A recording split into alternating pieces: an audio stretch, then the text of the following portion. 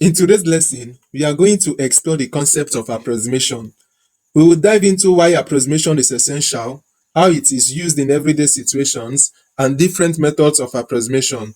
By the end of this lesson, you should be able to define approximation, list the three methods of approximation, differentiate between a round-up digit and a round-down digit, state the rules of approximation.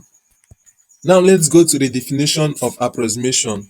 You are familiar with the famous constant in mathematics known as pi, which has a numerical value of 22/7, which is also equal to 3.142857142. This is a lot of digits to work with, right? How can you be able to perform simple arithmetic operations like addition, subtraction, multiplication, and division with such digits? Actually, you can, but it will be very stressful. Therefore, to make things easier, you can round the value of pi to the nearest whole number, to the nearest decimal place, and to the nearest significant figure.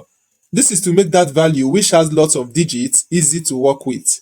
So as you can see, we have gotten three approximations for the value of pi.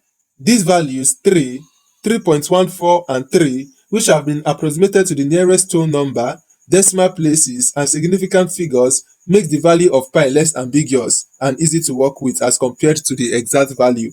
Therefore, an approximation is a number that is close to the exact value but not necessarily identical to that value. There are three methods of approximation, namely approximation to the nearest whole number, approximation to the nearest decimal place, and approximation to the nearest significant figures. In the context of this topic, the 10 digits in mathematics 0 to 9 can be categorized into round-down digits and round-up digits. Round-down digits include 0, 1, 2, 3, 4, and round-up digits include 5, 6, 7, 8, and 9.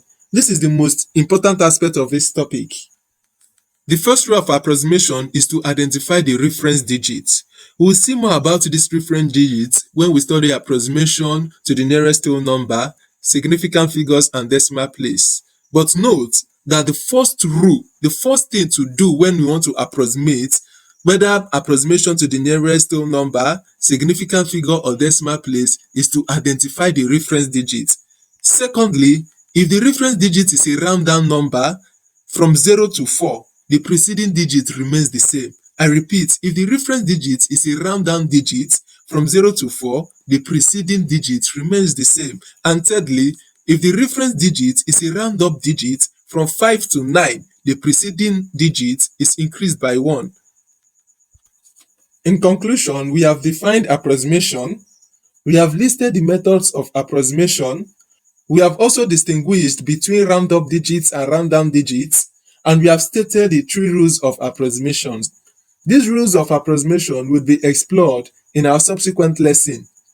Therefore, in the next lesson, we will study approximation to the nearest whole number, and therein we would now understand the application of the rules of approximation. Thank you.